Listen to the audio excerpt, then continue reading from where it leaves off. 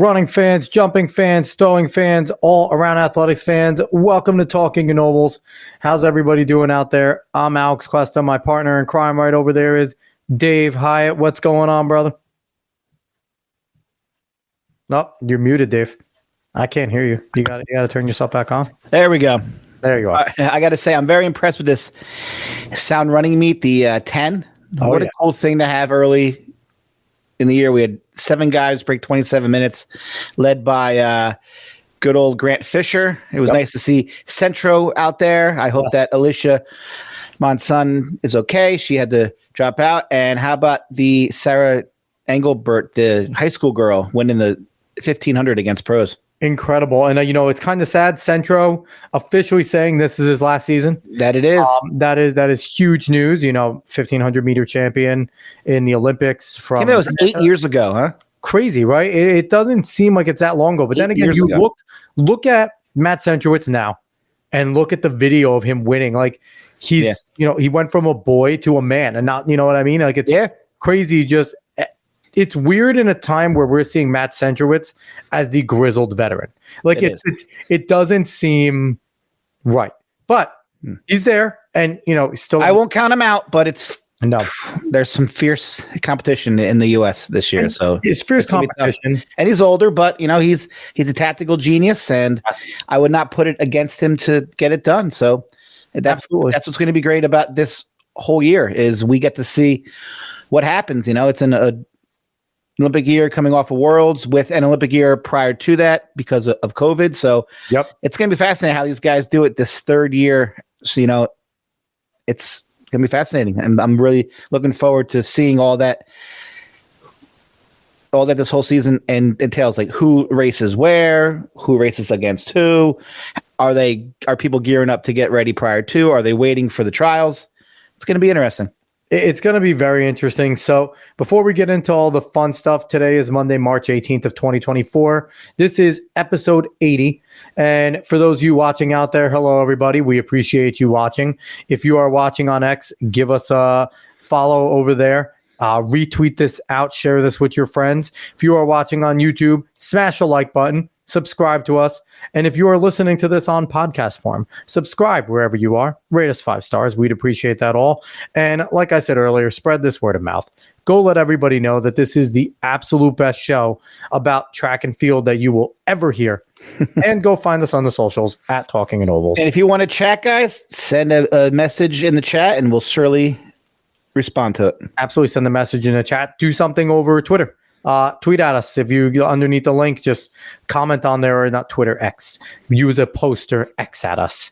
Do whatever it is, whatever the hell they want to call it now. Thanks, Elon, for confusing the shit of everyone. Sorry about that. But so we're excited to get going. So I want to talk about last week's show. Last week's show, we had our good buddy on, Chris Tefelsky, on the show, head cross country and track coach over at Westfield High School. And we just talked about the continuation of his incredible year. We could say his amazing season, but going from what they did in cross country, finishing 19th nationally, and then coming into indoor, winning their group, and now 4x8 champions, runners up in the DMR, could have placed in the sprint medley if they didn't. National champs. National champs over there. It's amazing to see what he's doing, and they are a public school, which makes it even more fun. And not to knock the private schools. I mean, you got to work hard. You got to do what you got to do there. Absolutely. But when you don't have the money or you don't have the legacy to be able to get into like some of the private schools, like, if you're a great runner, you go to these private schools, you're going to be pushed. That's just how it works. It's like anything else. You got to go, in the public schools, a little tougher. As a coach, you got to work with whoever comes into your school. You don't get to be as choosy. So it's fantastic. We give Coach Tefelsky and his gentleman over there a ton of props. I was doing a hell of a job. Yeah, they all deserve it. And I want to jump back on with the sponsors thing again. Just like we said last week, we would love sponsors. If you want to come and sponsor the show, you can get in contact with us at talkinginovals@gmail.com.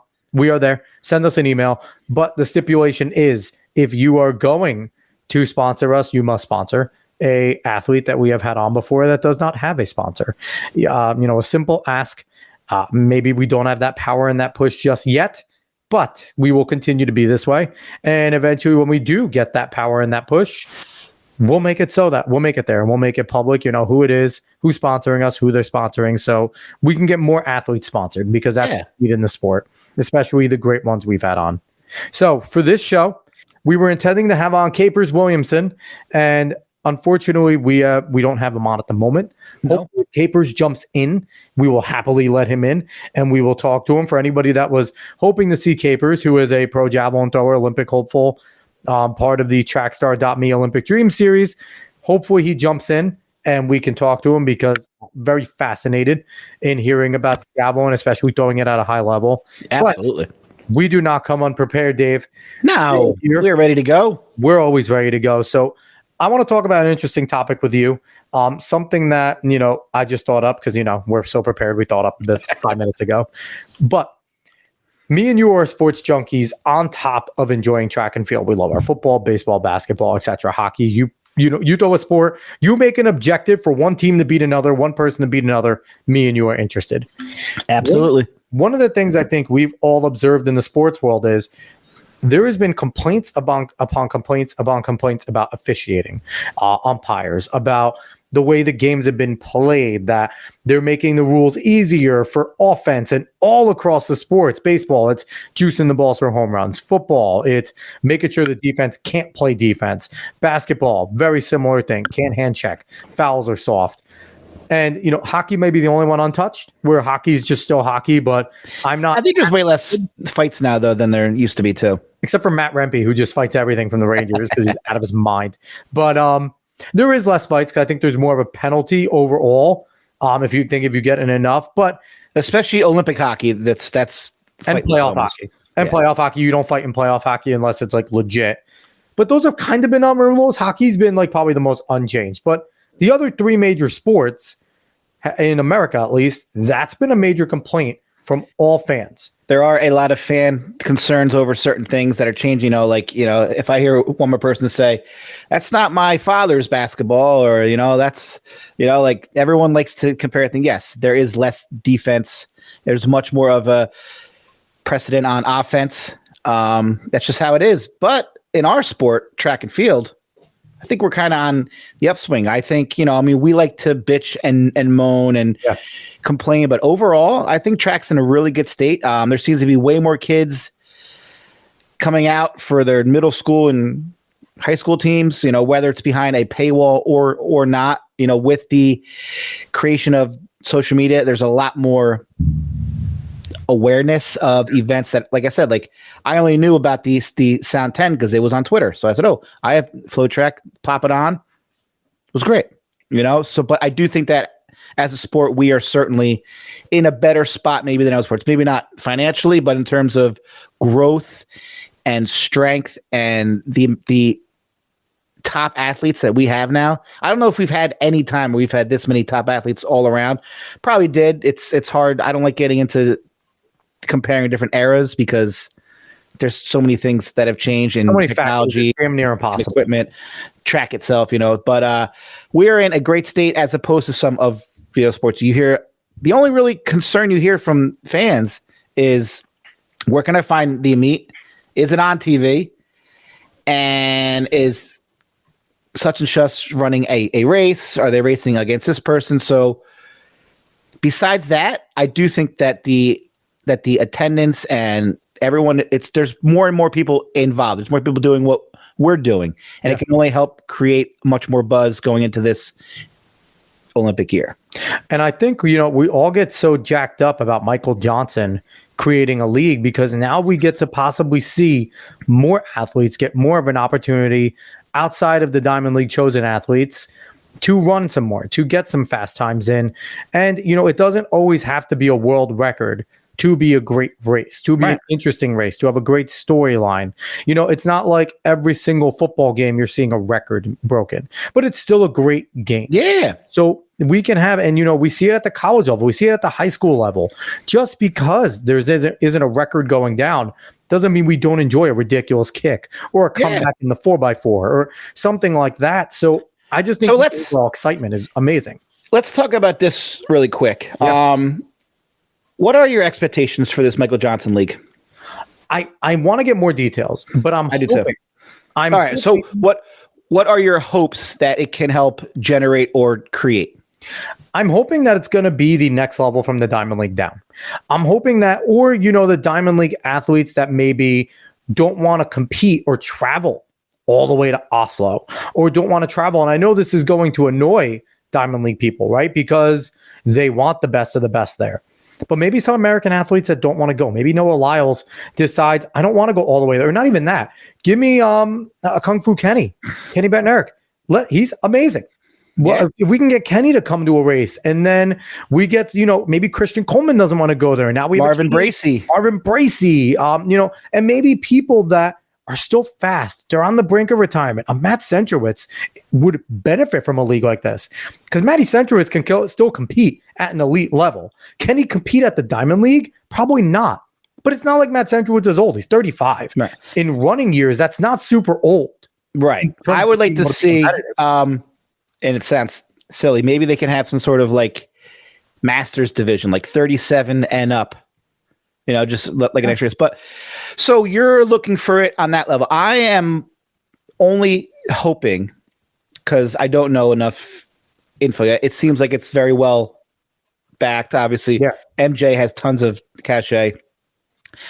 I'm hoping that it can fill in the gaps for a lot of the guests that we've had on who can't afford to go to Diamond League, but are still looking and training on that pro level so that they can get paid.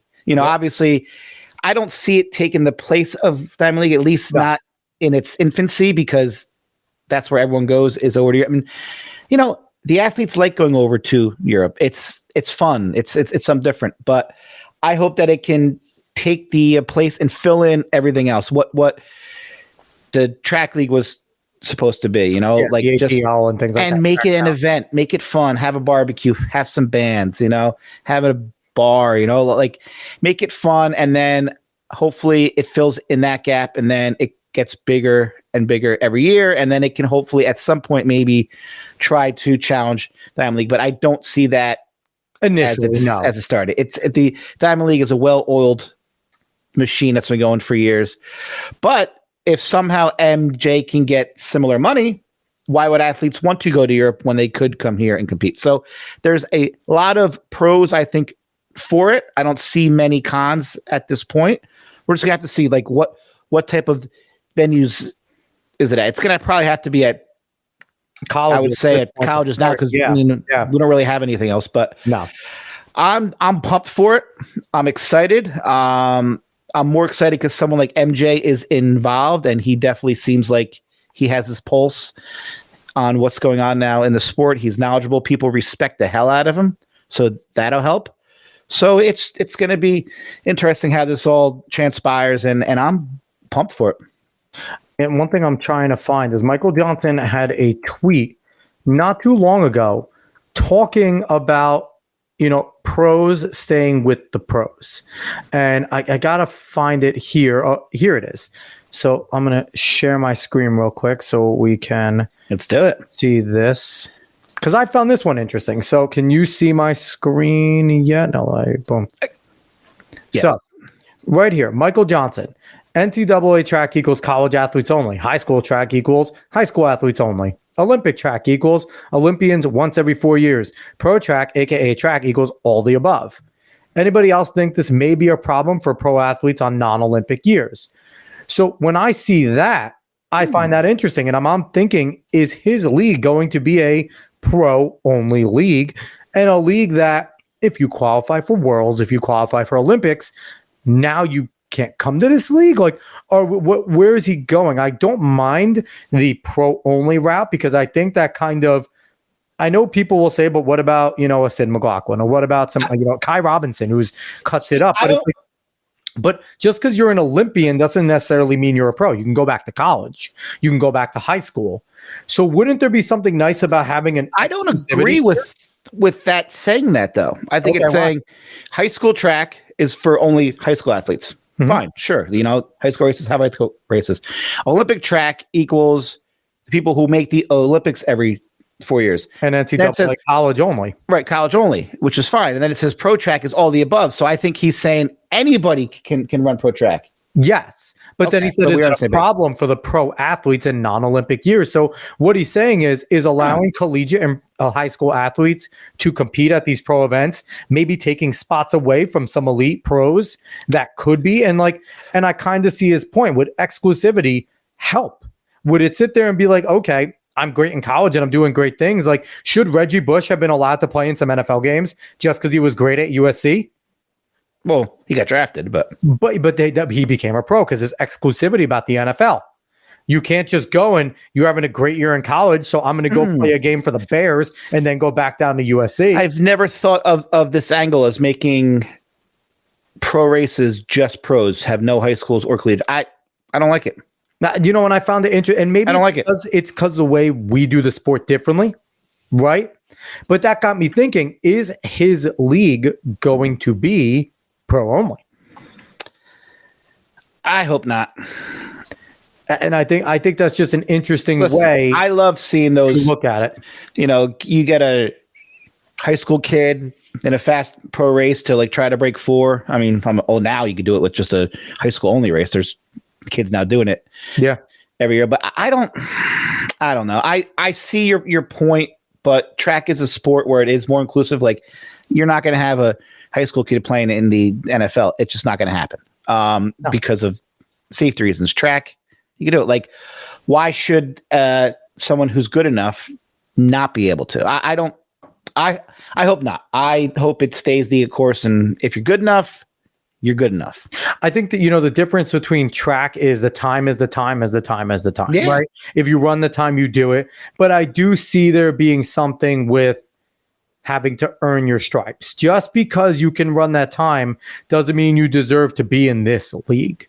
Doesn't mean that you belong here because you didn't go through the other battles and barriers that I had to get through to get here. You're not getting paid. This isn't your livelihood, and it has to look bad when these pro women just got beat by high schoolers, because now their shoe sponsors are looking and going, you just got beat by a high schooler in the 15. Why are we keeping you here when we could just go after her?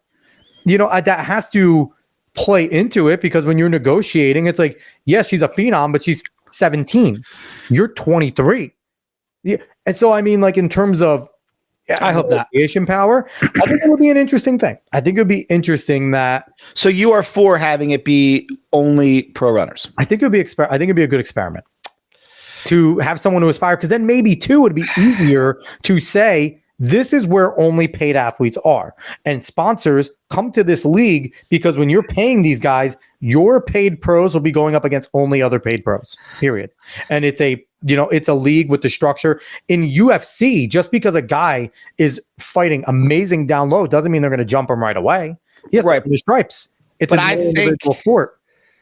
I think you will lose public interest if that's the case. People want to watch these young kids fly, or these older people. Like people want to watch. Like, we didn't want to watch. We do because we're crazy. And pardon me, his name, but who doesn't want to watch the kid from Bullis run 45 point against pros? Okay, I do. Possibly. But here's the thing. Wouldn't it be more interest if Quincy Wilson, I think that's his name. Yes, it is. Goes out, makes the Olympic team, runs 44 seconds, and then can't go in the pro meet yet. And the anticipation of him being able to get to that league and competing against the best. And now who that's going to hurt, though? Who? That's going to hurt colleges. It could. 100%. I mean, it also does that in other sports too. But I don't know. It could help the NIL. What I love about track, though, is it's the fact that everyone's involved. Like, coaching track this year, I love that I coach the sport that we don't have cuts. Again, it's a much different level. It's high school level, but everyone come out and have a chance. I think if you're fast enough, or can throw far enough, or can jump far enough, you should be able to compete. I don't think that there should be a very different animal. What's that? High school is a very it is. It is. Yeah, developmental level. That was everybody, not the best. Yeah, but I understand what you're saying. But I think if you're good enough, sure. Yeah, I mean, I think it's a good debate to have, though. I think it wouldn't be a bad experiment. And like you said, MJ has his backing. MJ has his money. But I also think, it gives, we always complain about these pros not having enough sponsors, right? who's going to give these borderline pro sponsors when Quincy Wilson could beat them at a pro race? Why give a 45 low guy a sponsor who deserves it because he's world class when a high schooler goes out and beats him? What does that do for my brand as a sponsor if a high schooler is defeating him? I mean, we're talking about one high school kid. So like I think you have to realize that there is an exception to then. Well, yeah, but I mean, college kids have always been able to run in pro meets. Listen, I'm not against keeping high school and college kids in it. I just think that it's not a bad thing. What he's trying to do is every single other sport, maybe outside of possibly swimming, because I don't know their structure, but all the major pro sports, you know, they have a structure. They have a pro league. You need to be a pro, a part of this league. So you need to leave your eligibility at the door. Tennis players can't go back and play for their high school tennis team when they go on the tour. Golfers can't go back and play college and high school, you know, unless it's an amateur event that amateurs can jump in. If it's a PGA carded event, they're not allowed in there. So there needs. I just think it's different because you don't see many.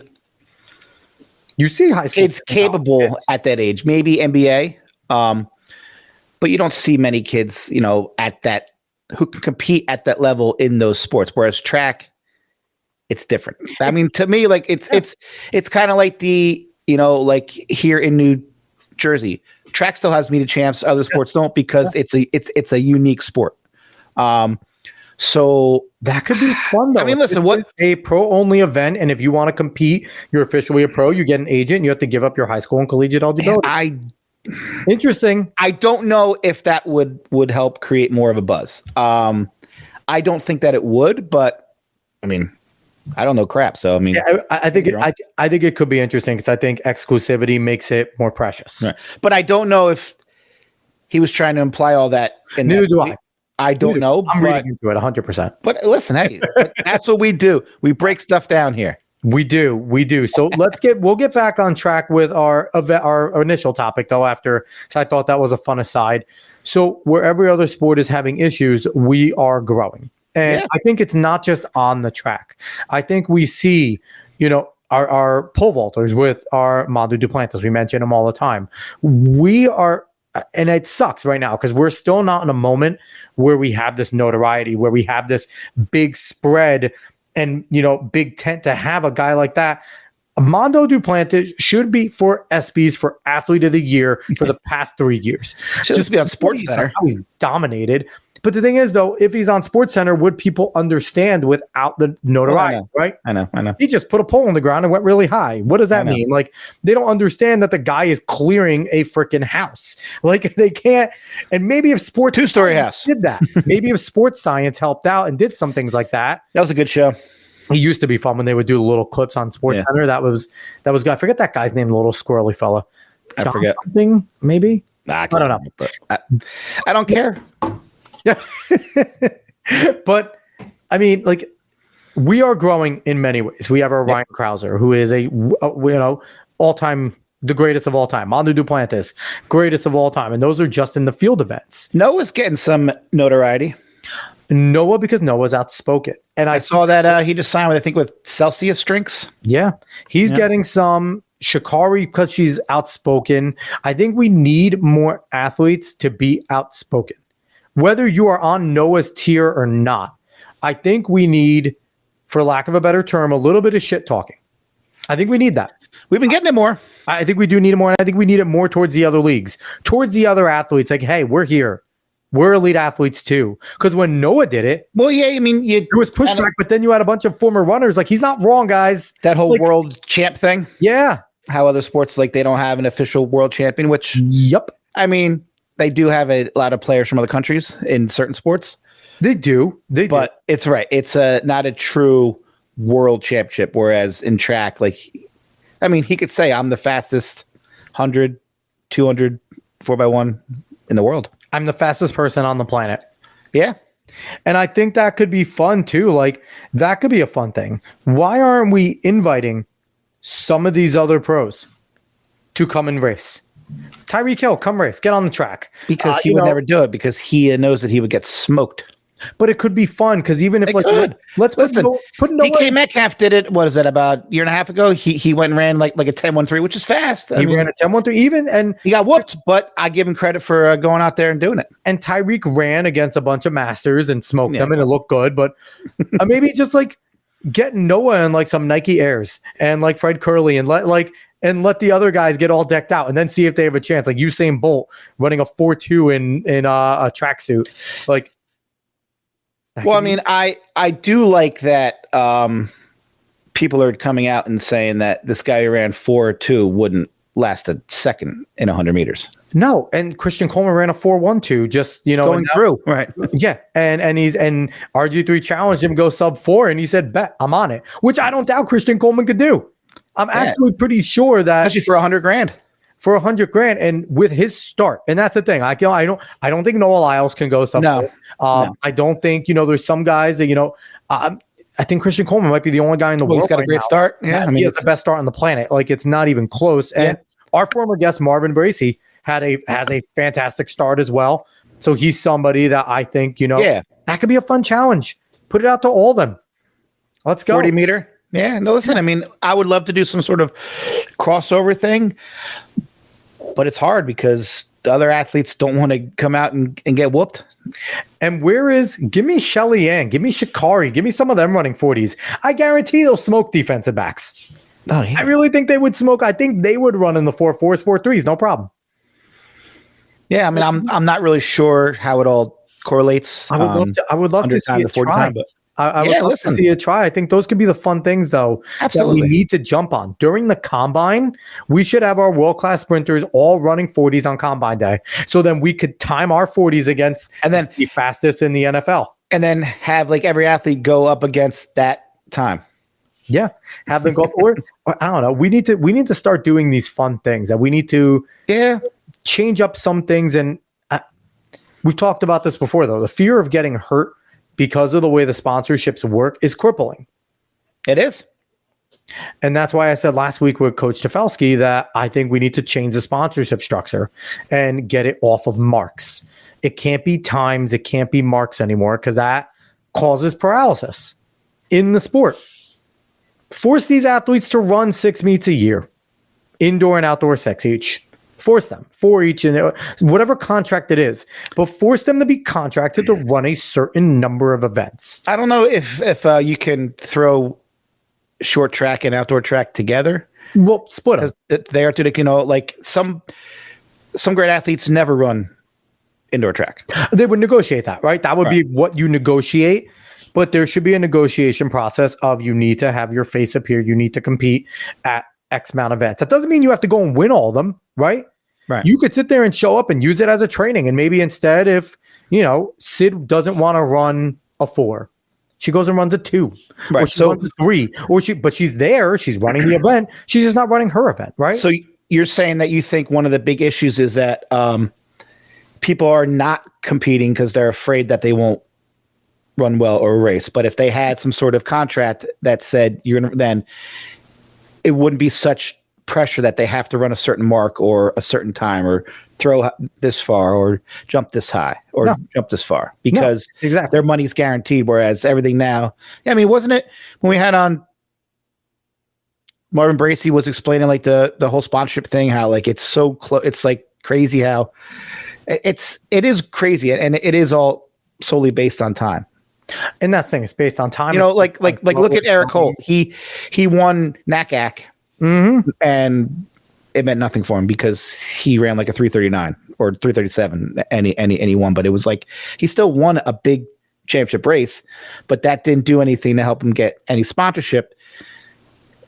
Because he didn't run 3:27 or 3:31. And in the running world, your NACAC, your Pan American, your Hispanic Games, they still matter. Of course. Walking away a champion of those big events, yes, they're not nationals, they're not the Olympics, they're not, but that's a huge major event. That is a notable thing in your career. No one takes that away from you. In the running world, that's a huge deal.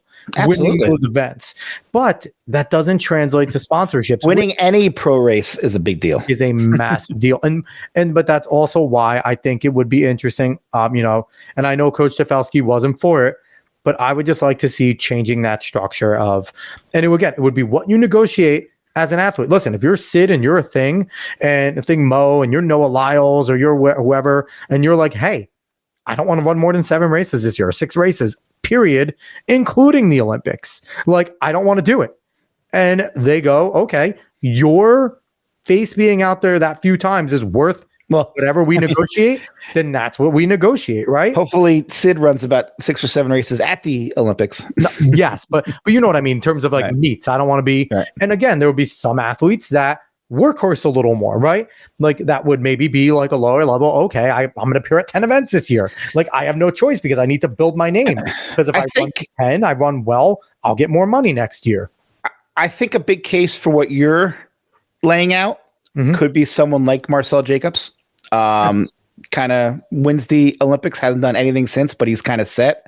Yeah. Whereas other people have clearly surpassed him in many ways, and some of them are still struggling to even get sponsored. But at the same breath, I do think the person who wins the Olympics should be sponsored, or wins Worlds. Like that's. But again, why would I sponsor you if you're not earning it? Well, right. Well, that's the thing. Like you're not earning it. I understand injuries; they happen. They're in all sports. All right. So I don't mind sponsoring for time or whatnot, but maybe there has to be some sort of stipulation about the amount of times that you compete. I'm with you there. I don't know if I can say winning's more important than times. I don't know. Clearly, it is not at this current state of sponsorship, but you should have to compete. I would think that there should be some kind of clause. I mean, obviously, if you're injured, fine. But if you're healthy and you're just not competing and not helping the sport advance, I could see some sort of stipulation for that. Yes. And then, too, if you have these situations, and if, say, like, and Tefelsky was saying it'll be difficult to plan this season and this meets, and I don't agree with that. Every year that we've been in track from high school through college, you knew the meets that you were going to attend well ahead of time. As a pro, it is no different. Again, every single other sport knows their schedule ahead of time. You know where you're going to compete for the most part. You map it out and you plan it out. Coaches still understand how to do a beginning, regular, and championship season. That training style doesn't stop. See, I would think that almost every athlete has a set schedule going into the season, but things happen and occur during the actual season. That's every sport. Right. So I think that maybe that's where he was going, is that like not everything can be set. Like high school or college, your schedule is pretty much going to stay the same because there's a whole team. When you're running for yourself, you can kind of change things on the fly. And I don't think that athletes would want that to go away. So why are we allowed to baby our pros in this sport? That's part of the problem. We don't make them work. We baby our pros. If they choose to show their face, we're graced with their presence, right? If they choose it, we should bow and be happy because we get to see them. Every other sport, these pros are forced to work to continue to make money. I'd say 95% of our athletes, that's not the case. Because they're not, because there's no contract. But because they have to compete. But if everybody was forced to work, it would even out. Because you know what? Maybe Sid would have to run a few more times and that fatigue would set in and you can get a victory against Sidney McLaughlin and that goes far for you. Yeah, I mean, I don't know if there's enough athletes like that who don't compete. Like Noah Lyles competes. Ingerbritsen competes. We get the same handful though. Right, but there's only so many of those top agreed elite guys. Someone like a Clayton Murphy or other people, like they're out there running all the time because they have to. So I guess it's kind of like, what do they call that in the NBA? Like superstar treatment? No, like when they rest but they're really healthy. Oh, like the rest days, or like Tim Duncan when they just put old down for him when he was like, I mean, like. But there's penalties now. You can't take those guys in the NBA anymore. Right. I mean, so like, I guess Sid, in a sense, is kind of like your Kawhi Leonard. Like, races when she has to, but is not going to go and race when she have to. And you know what? She's earned that. Do I like it? I don't. I'd love to see her race more. But you can't argue with what she's done, you know? I mean, and I think that I chalk up last year as she was having some injuries. This year is an Olympic year, first year with a new coach. And I think that's also the problem with the Olympics and Worlds being the pinnacle of our sport. I think that we need to have actual championships. The Diamond League is all the way over there, and we get one race here. If there was an actual regular season where you can hold up and be the champion of a regular season and defend it year by year, then there's motivation to get into that league and compete in that league and get in there, where right now you can choose to go to the Diamond League, but someone like Sid, someone like Noah doesn't need that million at the end of the year. They don't care. They're making their money. So you think we should have a nationals every year? Absolutely. I mean, we have as of late because of COVID. And not even in nationals, a league that has a championships, even if it's not just Americans. A league that has a championship every single year. I'm not opposed to that. With good money, being at the end of the tunnel, wins for every single meet has a pot.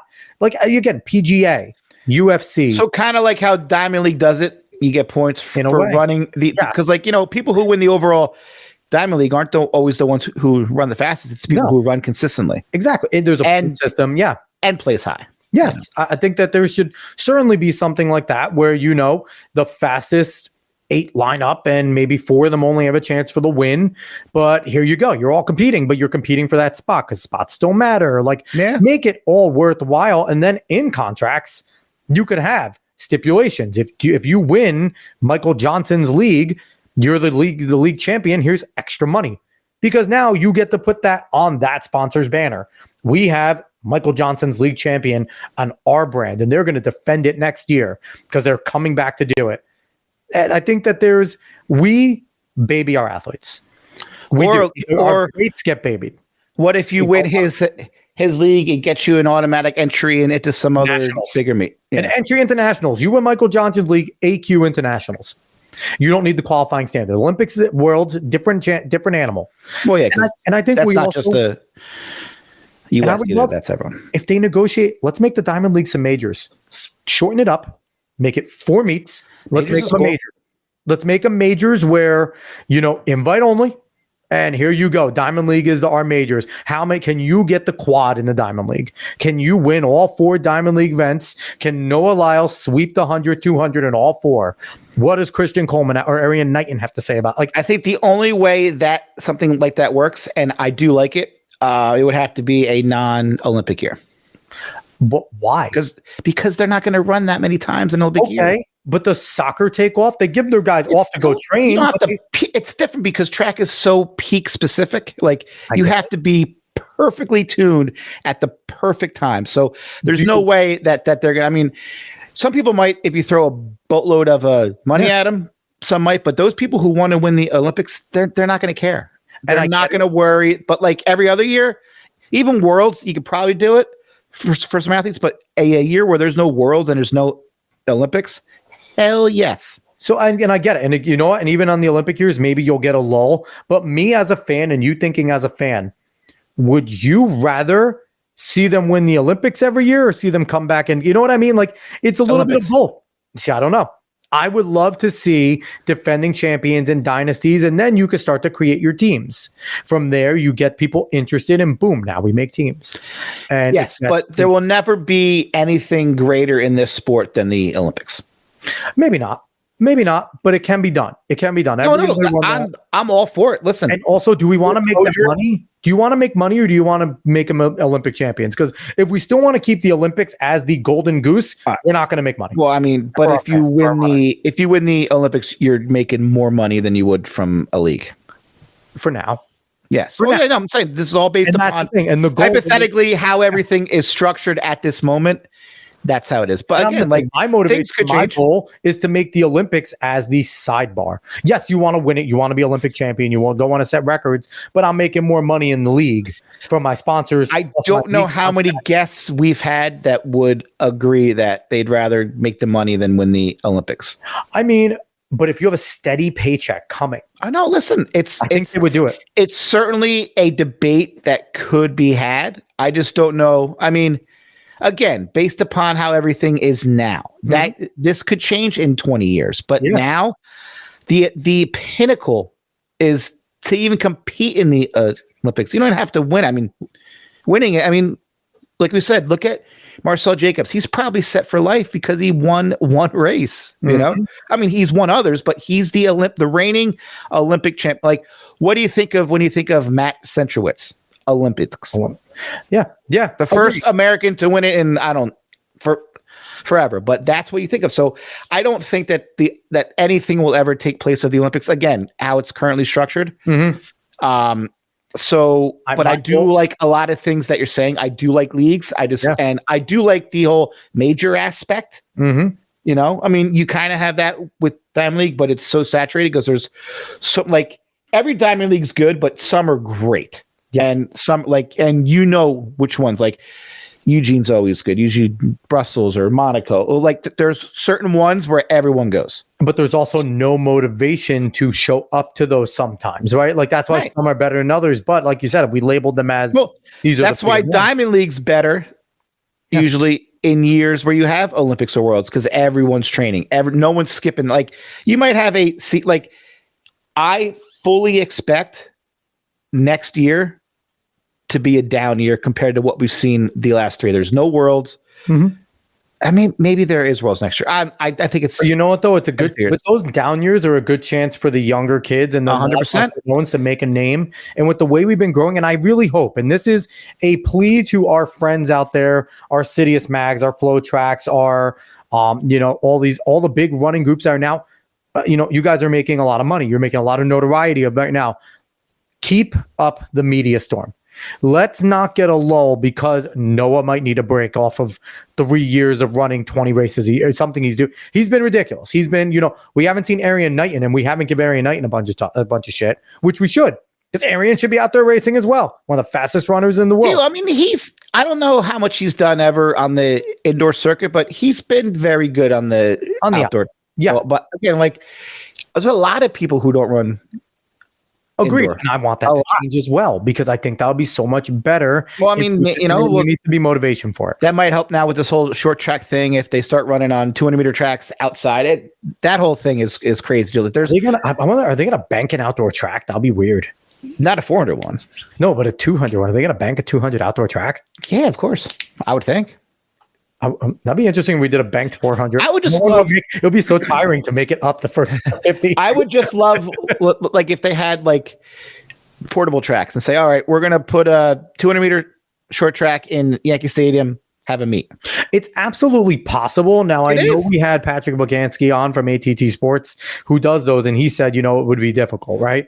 But I think it would would they be the best tracks? Not initially. They would be like running at Madison Square Garden in the heydays, right? Probably more wood, but it would probably feel more wood than anything. It would be a hard surface. Yeah, I'm not sure how if tracks can be taken apart and reassembled in pieces. Anything can be taken apart and reassembled. I'm sure it can. I don't know all the logistics of how that works. I have no idea, so I don't want to say. But give me the Army Corps of Engineers; they would figure it out in a heartbeat. Those guys can figure out anything. But it would be cool to be able to plop 200-meter tracks in certain venues and say, hey, like we're going to have a crowd here at Yankee. I mean, it would have to start smaller first because that's just kind of where we're at. But that is cool. But like, there's so many things going on that I just don't know. So, I mean, it's just going to be great. Everything's going to be interesting. I can't wait. The fact that we have an Olympics this year, it's going to be absolutely fantastic. And I'm hoping that MJ can figure it all out. So I also want to talk about, to go back to Westfield. They're the first team ever to go sub 1005, sub 747, and sub 321 in New Jersey history. Nice. Sorry about that. That was our guest, Capers. He thought that he's Central Time. He thought that we were on at 9:00 Central and not Eastern. So he'll be on in about 5-10 minutes. Beautiful. So we might be going later, everyone. I hope everyone is ready for a little bit later. Dave, you're not sleeping tonight. That's all right. So, but I'm excited. We're going to get Capers Williamson in here. I'm pumped for that. Yeah. But yeah, no, it's been an exciting year, and I think we're going to continue to see more and more and more excitement. Oh, yeah. I mean, listen, this year I'm fully expecting this to be the greatest track and field Olympics that we've ever seen. Because, like you said, there's a lot of people talking trash. I mean, maybe not a lot, but you got Fred calling out Noah. You got Ingebrigtsen. You got Kerr. And people forget about just good old Nagoose, man. He might beat them all. Yara definitely has that, and I think he has the confidence right now because even in the races, like he's not necessarily winning, but his nose is in everything. And I like how he went 3K indoors. Yes. Get that strength. He's running a ton, and he's someone which I think is going to need a nice long break after the Olympics because his legs have been run off. And my thing is, I don't mind athletes taking some breaks. There's got to be an off season, right? Of course.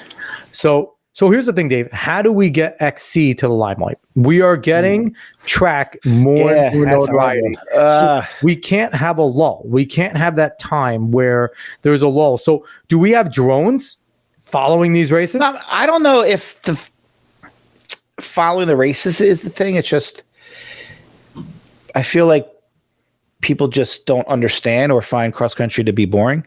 Obviously, we don't. We love it. But, I mean, people are like, oh, wow, they're running in. Yeah, but, like, they're running up. Like, it's the coolest sport. And it's such – and, like, people don't have no idea how it's scored. You know, they're like, so he got 1 point for like, that's the other thing, you know, like, because it's lowest score. So, like, there would have to be a lot of explanation. I don't think cross country will ever be as big as track just because track has so many different, you know, like – a person who was a sprinter in high school or college, they're not going to watch cross country, but they'll watch track. But they might watch a 5K if it's in the middle of the meet for track. So I just feel like track has so much more to offer in terms of events and disciplines, whereas cross country, if you're not a distance runner, it's hard to get that passion for it.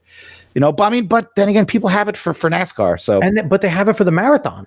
The marathons pull big numbers. It does. New York City, Boston, you know, and Tour de France pulls massive numbers. So why? But I think that's because people train and run marathons. People who don't compete in cross country don't train and run cross country races. Like they'll run road races, they'll run 5Ks, but they're like, hey, where's that next open cross country race? I wish that was more of a thing, but like, all those people who watch the marathons because they run marathons and they train for marathons. Well, and like you said, NASCAR has a huge following. Formula One has a road race huge following. You know, everyone drives. I mean, I don't know. But it's I don't know. College cross country has a nice, massive following as well.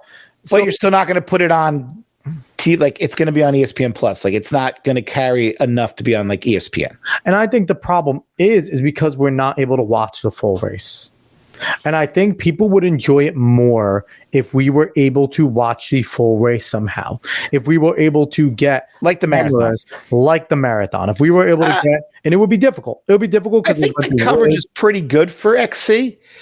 But you're just going to find it behind a paywall. But it's, I mean, like the coverage this year for ESPN Plus was good. I really like some of the things that they've added, like the instant team score on the side, and you know, so like. You could tell who's winning. I like that. But in terms of getting XC more popular, I don't know.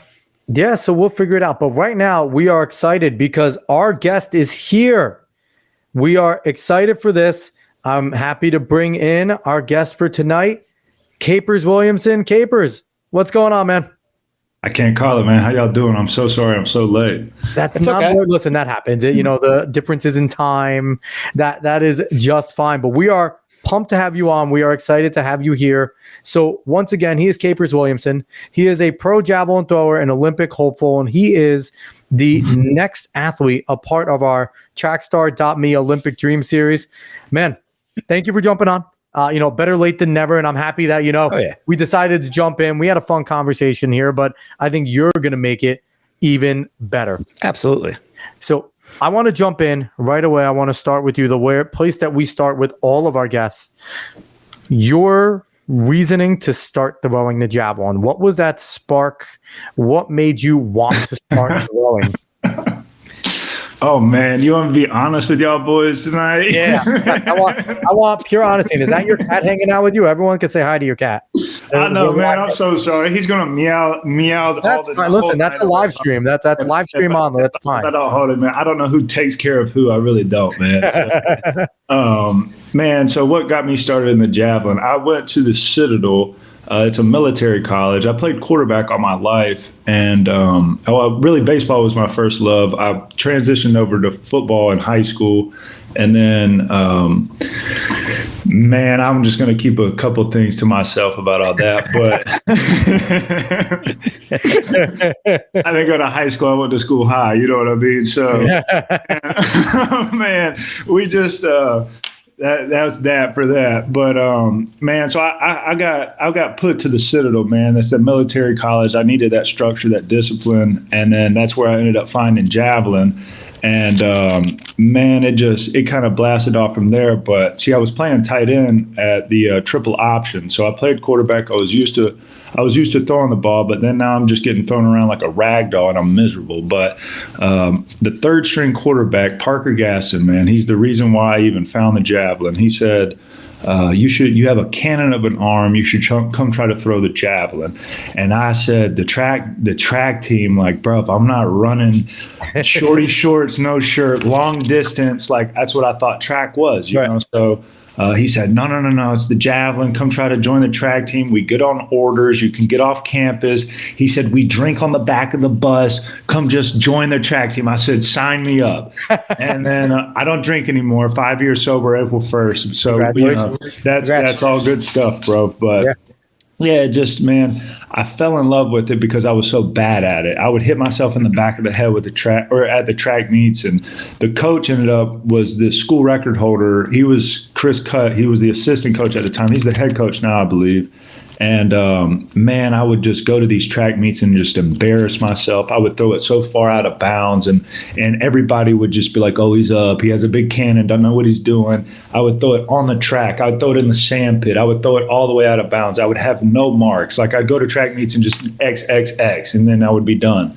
Wow. So coach was like, man, you're embarrassing me, number one. You're not going to do anything in this javelin. You're going to go be our high jumper now. Go be our high jumper. And that just lit a fire under my butt, man. So I ended up doing well at high jump, but I still wanted to do the javelin because I knew I had potential, and I just had no technique at all. It was 100% arm, 0% body. And as you know, it's 80% body, 20% arm. So let's see. I ended up blowing my UCL out the first season. After he told me that, I ended up blowing out my UCL, going to the doctor. The doctor said, yeah, you need Tommy John surgery, but it's not like you're training for the Olympics anyway. So as immediately as he said that, I was like, well, that's what I'm going to start doing, brother. I appreciate you saying that, doctor. I'll catch you on the flip side of life. Didn't even do the Tommy John surgery. I was in the chump room, or I was in the training room for 7 months just rehabbing my elbow back. Like I would just walk around campus just trying to get any kind of movement in my elbow. And I ended up breaking that school record, and I had the SoCon record, I think maybe like 2 years later. But I came in second place at the championships that year, SoCon championships, that is. And I was just so upset with myself. It was just like not good enough. I should have beat the guy, this, that, and the other. But I would end up just losing, going to track meets, losing. I'd go sit at the end of the runway and just watch and just pay attention because I was that quarterback. I had vision. I would watch a lot of film. I would skip class to go how to throw javelin on YouTube, how to throw javelin on YouTube. I would literally just not even show up. And then I just got so hungry for it, man. I mean, just one thing led to another thing. I would go to the regional meets. I'd come in 13th place. They take the top 12 to the, national championship. And then that was just like the pinnacle of all pinnacles. If you made it to the nationals, you were him, you were it. And then let's see, my third year, I made it by somebody dropped out at the Olympic trials. And so I came in at 25th, and then I ended up finishing at like 7th that year. Wow. But it was like, man, I've never really even done this before. I've been to maybe 6 track meets, and then I'm at the finals at the Olympic trials, never having touched this thing. And it was always a big warm up I had. I'd always hold on to like, oh, I was in the field warming up so beautifully and the javelin was just flying so nicely. And then they would call my name and that green eyed monster would come show its head. You know what I'm saying? So the ego is not the amigo. I had to just kind of kill that and humble myself in a sense. So you kind of had to work around the javelin in a sense. Javelin's everything but javelin. So how you feel is how it flies. So it was a lot of just like identifying my shortcomings and kind of coming to reality with myself as far as just being real with who I was in the mirror. And then, not living in that false fantasy land of, oh, I'm this 100-meter javelin thrower. I'm going to break the world record, this and that, that and this. It was like I had to kind of take that step back, and I'm still trying to do this, man. Like I've only been to 67 track meets, and I'm still I'm like this in my career, So yeah. In a sense, man, it was just like it's all about trying to raise your odds. Whatever I can do to raise my odds to try to get that extra meter or that 2 meters in competition. How do I do that? How do I prep for that? Preparation meets expectation. So I would always, I'm starting to do that now. I'm stepping foot into that.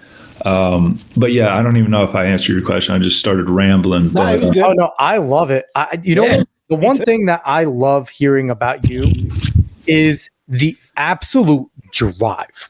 And the thing is, you can't fake legitimate drive. It's not possible to fake it.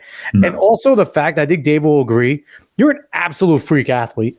To be able to go from football to playing tight end, and now I just want quarterback, and I'm a good high jumper too, but I want to now go to train the Olympics for a jab. So now I'm an Olympic hopeful a few years later. Like that is incredible. It is. So baseball was my first love, man. Like baseball, I was a pitcher. Like kids would not come in the batter's box because I was humming it. You know what I mean? I had a cannon.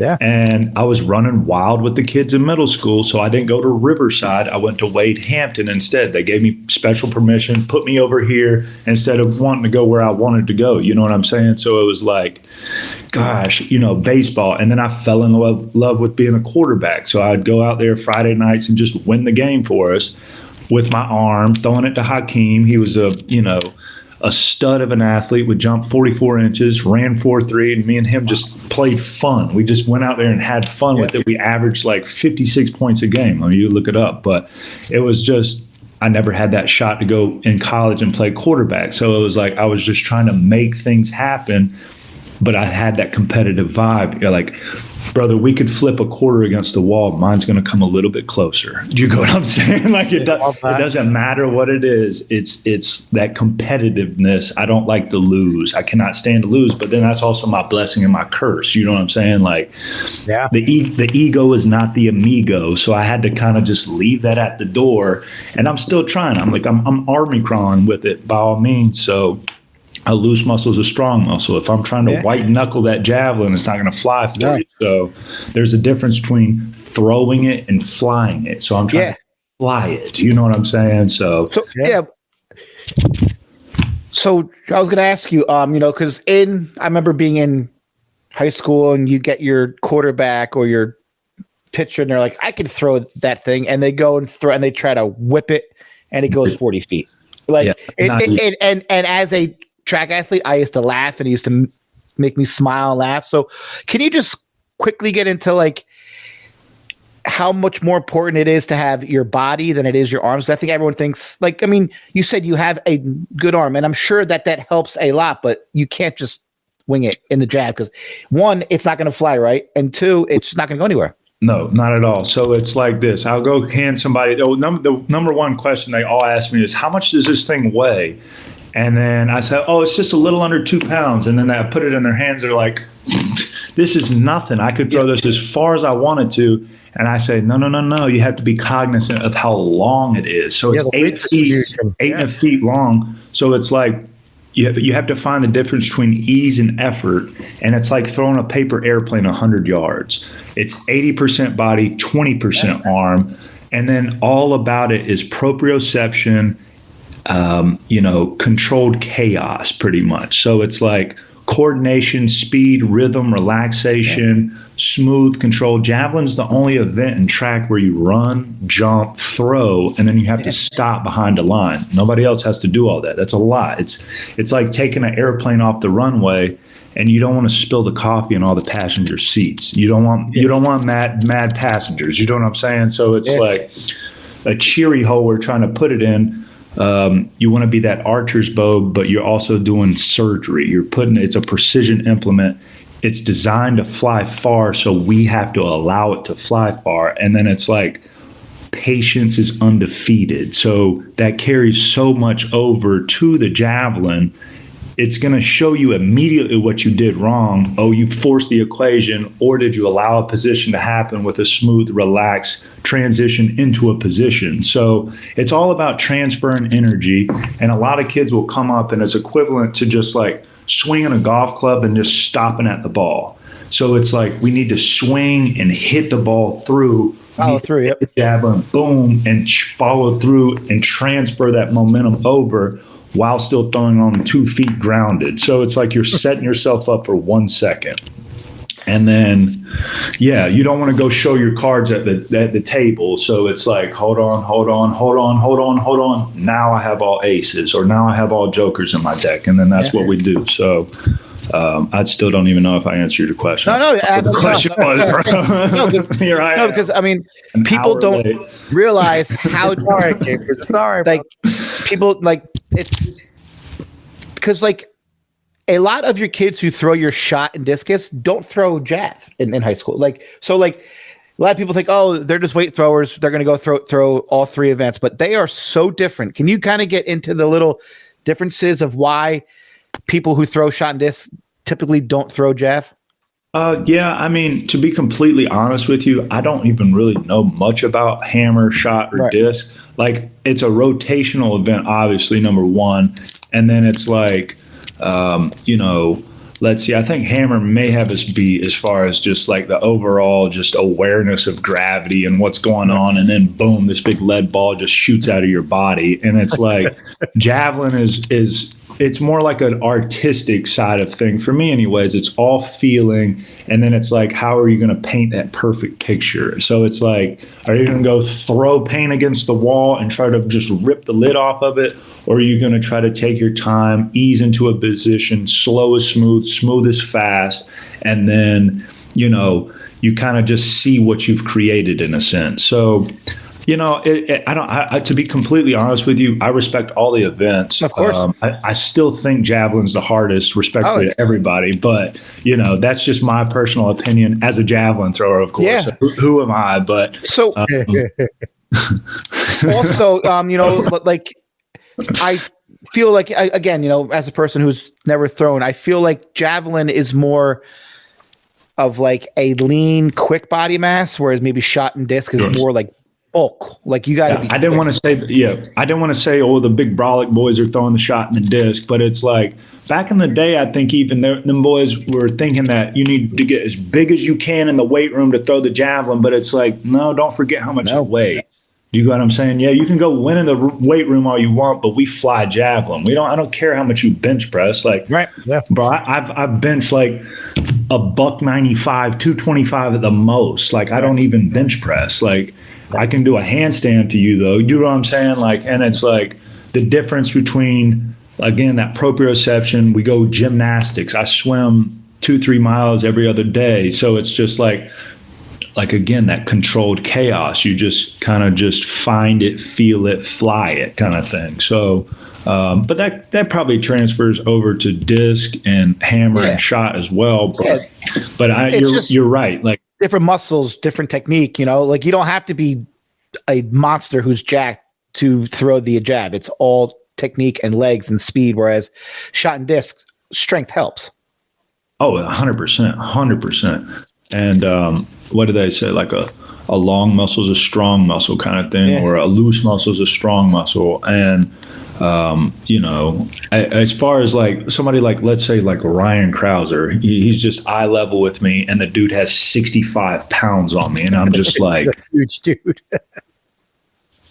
like I thought I was a big human, but it's like go stand beside him. You know what I mean? And then I'm happy we're on the same countryside. Like you're on my right. Like, you know, I'll just give you an elbow because your hand is like that guy's picking on me. So in terms of being a thrower, Javelin, you're a part of the group of throwers. Do you hang out with the other throwers at the track meets? Like, where do you feel the Javelin guys fit in? Are you with the hammer shot guys because you're stuck in a field throwing? Do you guys kind of keep to your own? Are you like, because I know, like, because we had Jordan Geist on, we had Justin Stafford on, and they talked, you know, that they like hang out with other like throwers and things like that. Do you guys find yourselves, because you're not those big brawler hammer? Well, the Jav is like almost a different completely event than the other weights. It's it's its own separate identity. I was just curious, like, do you guys keep to yourselves or do you guys go with mingle? Like, how does that work? It kind of shoots off a personality, I would say. You can kind of like at the top, you know, not to sound arrogant or you know, anything like that. No ego involved, but Capers is going to start a gang war with the throwers.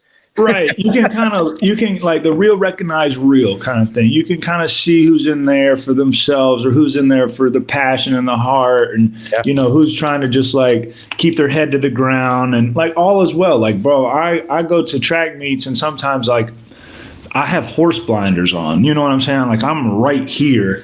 And then I don't really go out of my way to like go say, hey, but it's like also if I know you, like, we're brothers, you know what I'm saying? Like I'm all in, can't read. Like we're like I treat you like my literally my blood brother. So it's like Jordan, that's my boy.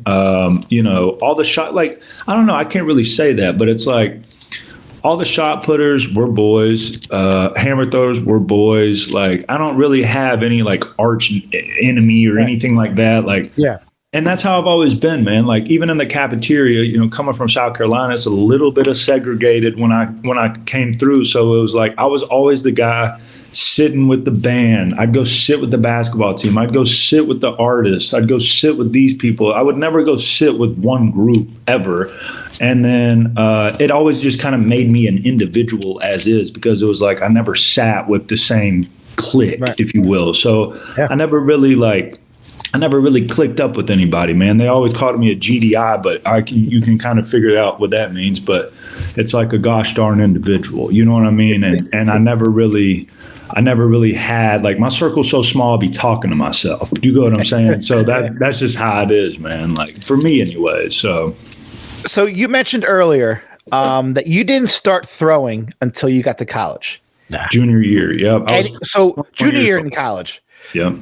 Any regrets that you didn't start earlier, or do you feel that that because you started when you are as hungry as you are, or do you feel like part of you was like, man, why didn't I start throwing in freshman year of high school? Well, I didn't even know about it. You know what I'm saying? Right. Like the track team would run around the track and I would literally throw footballs at the kid. Like while his back was turned running, I'd hit him and he would like look at me and be like, oh, it's just Capers. You know what I mean? Like, what up, Nick Valdez and Greg Coggins? You know what I mean? Like those were my receivers. That was the track team. I didn't know what it was, man. So that's what I thought track was. I thought you just ran around the track. And then I came to college. I kind of forget your question already, bro. No, like, do you have any regrets that you didn't start earlier? Nah, yeah, dude. If I would have figured this out 5 years, I would have loved to have found it new. But it's like, you know, it's perfect timing. God's timing. What it is, right? Yeah, it's perfect timing. So, you know, as far as finding it earlier, that would have helped. But then it's like teaching an old dog new tricks at that point. So it's like, it's just another challenge. It's just another something that I can overcome and get on top of, God willing. You know what I'm saying? But, you know, so no, there's really no regrets as far as like, I wish I obviously would have grown up with it. I'm going to make my boy the javelin thrower because I don't want him to go get all the concussions that I have. You know what I'm saying? It's just like, because I don't know what screen I'm looking at, you know? I know here in New Jersey, I had friends because when I was in high school, my first 2 years, everybody who threw Jav as it was. And then my last 2 years, and even now still, they added the little rubber tip. Right, that's killing me, man. We got to get the rubber tips out of here. I know. Well, I guess because in New Jersey, where I live, like there was a point where a javelin went through someone's neck. Okay. So they had a rubber tip, but I had friends who were through and said that really took a lot of time to get used to. It really affected the flight of it. I'd hate to say it is taken off. I would say, let's see. I'd say that rubber tip has taken off, I would say 25 to 50 feet. If it's a good javelin thrower at the top, it's taken 50 feet off of their event because it's not supposed to be at the end of that spear, man. The spear's supposed to be flying, not getting bogged down by some rubber nonsense, bro. You don't see many Jav records broken in New Jersey now because they probably have new ones, rubber tip. The proof's in the pudding, you know what I'm saying? Like I threw a rubber tip the other day and I was just like, dude, here, take this one instead. Like get rid of that. Don't throw that anymore. That's not what the event is. Like because here you have to hear it's the rules and everyone's doing it. So, but I just recall when it first happened, a lot of my friends are like, this sucks. Like it's not. It's not even fun. I hate to say it takes the fun out of it, but it's just not going to fly how it's supposed to fly with that rubber tip on it. Like that's the one thing that I would say to the world to just don't turn your back to the javelin. Well, that's what I'm saying. Like you don't want anyone to get hit, but obviously, guys, if you're over by where the javelin's thrown, you might want to pay attention. So, Dave, I got to ask Capers this question. So, you saw that there was the new rule they're proposing for world athletics, where the jumpers don't have to jump off the board anymore, where they have a zone. Do you see that they're going to bring a zone in to javelin where you don't have to stop short anymore? Yeah, where you're going to be able to throw it and then maybe like skip a few steps into a non-foul zone? How much would that take away? They just measure like how far it actually flew. That would change the world record, 100%. And it will. If you could just let it fly and not have to worry about stopping dead short. That takes skill out of it. That's why I hated long jump, because like now they could just run and then there's like a 3-foot window of opportunity to just make a mistake. You can jump from anywhere and then they'll just measure it from where you jumped. That takes all the skill out of it. I don't like that one bit. Like same with your event. Like you have to know how long your run is, where to start to a throw, and make sure like fouling is part of learning the technique. Absolutely. What's next? Like you could throw it backwards. They just measure like how far it's thrown. Like you could throw it anywhere. There are no fouls in any way. Like it's taking away. I know Carl Lewis is really pissed off about it. Yeah, he is. But so it's like curious for you. I would hate that. Curious for you, Capers, because I've always looked at the Jav and I have like no understanding of it. Right? I've been a middle distance runner, long sprinter. When it comes to watching, I think it's so interesting that we talk about, big throwers, right? Quarterbacks, baseball players, they come in, they can't do it because the technique is so different. Your arm is back here. Your body is at a different angle as you're trying to run fast. You got to keep your arm straight. So how much is that learning the timing of when to start and change your angle, bring your body forward? Like how much is that in knowing, like Dave talked about, the steps, and how hard is that? Because you said you obviously struggled with that all throughout college because you just went there and you're just like, I'm going to run up and throw it like Happy Gilmore, just, with a javelin. But, then you finally realize like, hey, there's a lot of technique. How much has it taken from you to really learn this technique, and how much more do you feel like you have to learn? So and do you have to throw away everything that you've previously learned about throwing anything? 1,000%. It's like we would call it the chicken wing. There's no chicken wing in javelin. You want to create as much separation as you can from your right or left hand to your left foot or right foot. Now, does that create velocity as you come forward? Like, is that where the velocity is created? So it's like this. It's not. Okay, snap, not a. It's a more of a violent snap than a actual pound. It's almost like there's tension, and then tension just gets released. It's a human catapult. So it's the serape effect from the ground up. We want to have strong feet in the javelin because we're transferring the energy through here, but we're holding this position as hard as we can. There's a razor blade at your neck. So it's like, boom. And if I come here with the chest, all the power shoots out the back end, and then it just gets washed through the javelin. So it's like, coming from America, we don't know how to, we go get our ego involved and we go throw a baseball as hard as we can, as far as we can. Or we get a football and we try to throw it as hard and far as we can with no technique, all arm. And then go try to put a javelin in your hand, and it will humble you quickly. I could imagine, humbling for you being a strong arm person and going out there. It's like, I'm going it far, but I still suck. It's not going straight. Man, I am terrible.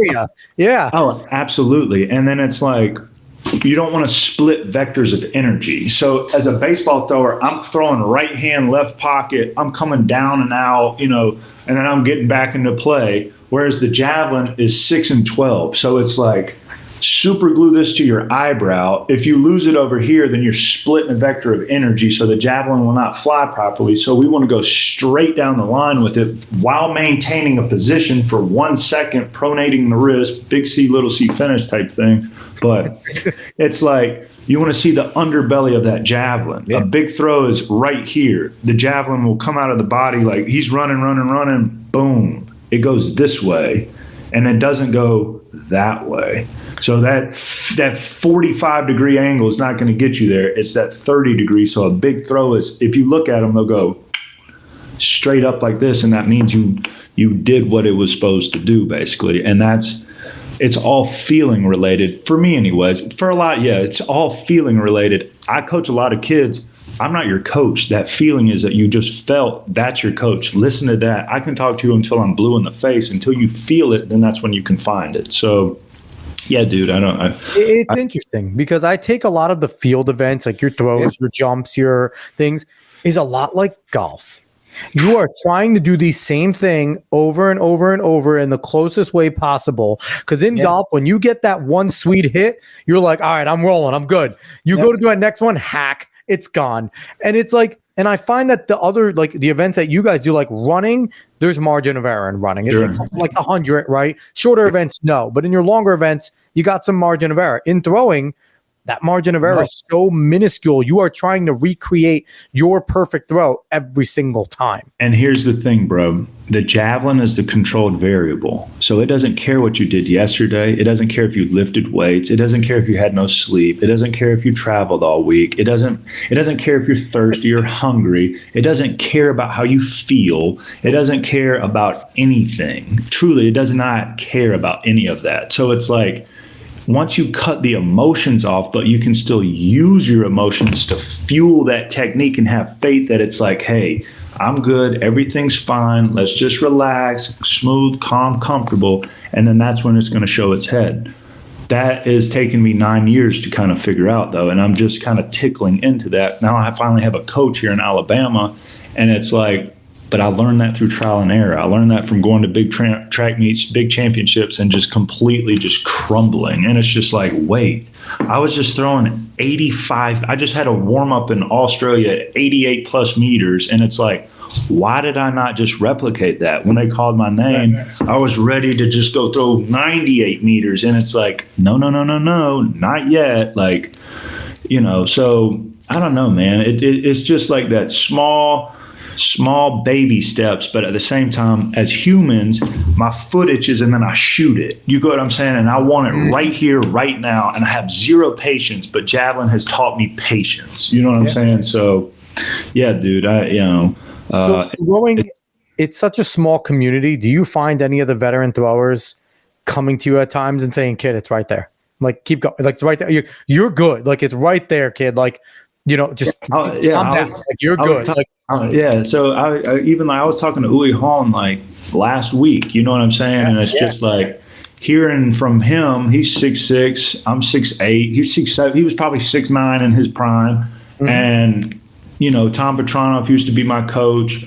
Hearing it from those guys at the top of the top of the top of the top. Raymond Heck, I talk to him every other week, every other, month or so. And it's just like, stay patient. Stay patient. Like that's the hardest thing to hear, right? Especially when, like you said, I have a great throw. I placed really well at a meet. I'm right there. I know I have the potential to be an Olympian, to break out, to compete in the world. And it's like, and then it doesn't come together. And it's like, are you guys lying? Right. What is going on here? Like, doing what you said, and it ain't working. Right, exactly. And that's another thing, man. It's like I can talk to all these guys who did it at the top of the pinnacle of the event itself. But if I don't have the confidence in myself and I don't believe that I can do it, then it's like their opinion doesn't matter. It's just irrelevant. We can talk all day and all night about how good Capers could be, but that's just like that fantasy land that I can't live in anymore. And I have to kind of just take the bull by the horns in a sense, while maintaining good composure, no ego, humiliate myself, humble myself to it, and respect the event at the end of the day. Like it's a very, very, how do I say? It's a very brutal, honest sport. Like it's not gonna have an off day. It's always gonna be the javelin. It's always going to teammates. It's just you. There's nothing there. And if you think you have a teammate, you really don't. I promise you. You're all competing. Yeah. So, Dave, before you jump in real quick, I just want to give a shout out. Honestly, Capers deserves this. All the people on our Trackstar.me Olympic Dream Series deserve this. Please go to the Give Send Go for the Olympic Dream Series there. www.givesendgo.com/GBKDF and donate. These individuals like Capers, like you heard Justin a few weeks ago, will be having many more on. They are all right there. They are the best in the country. They are Olympians that, if they had more funding, if they had more ability to go to these big meets, to get more training, to have better facilities, better rehab, are going to be there to represent your country in the highest level. And so please go ahead, do that. If you're watching on X, please retweet, repost, whatever the hell it is. YouTube, give us a subscription and everything. But biggest thing, go to that Give Send Go, please, because individuals absolutely deserve it. Yes. It's pretty brutal, boys. Like, I'm gonna lie, I'm not doing this for the money by any means. Our goal, we have talked to many athletes, and it's crazy what you guys have to go through compared to other sports. It's crazy. Brutal. It's tough. Yeah, it's absolutely brutal. So sorry, Dave, go ahead. No, I was just going to say, so with this being an Olympic year, do you have a different training? Like, is everything hypened up, or is it just kind of status quo? We're going to keep doing what we've done every year, or do you feel more pressure because it's an Olympic year, or it's a world championship year, or do you just kind of say, this is the pace that I'm at, and I'm not going to fluctuate from what I do? So, I want to, here's in short, it's like, I want to break the world record. So if I have that goal and I put that there, it doesn't matter. Everything else is going to fall into place. So if I want to break the world record, then the Olympics comes, the World Championship comes, the Diamond League meets comes, the this, the that, the those, the these, the them. And it's like, then I don't have any pressure on myself. And I just take it sorry, my cat's pushing golf balls now, bro. It's all right. We're cool with the cats. So, we're in all friendly. Okay, cool. So that's kind of like, that's where I'm at with it. Yeah, it's the Olympic year. That's exciting, this and that. And, it's not really like, I wouldn't say it's in my control. It's above me at this point. I don't really go into like meets with these big high expectations because I've already tried to do that. Been there, done that. No, it's smart. And the tattoos, and it just doesn't give you anything other than anxiety and pressure and just unwanted stress. And now I'm up all night. Now I'm trying to go compete at the World Championships. Now I'll go through 76. It just the same old song. And it's just how do I let go of the burning rope that's burning my hands? So I just kind of let go of that. And I just get back to the baseline what's my big long-term goal, like my long-term stock. I'm going to have conviction in my play. This is what I want to do. This is why I'm here.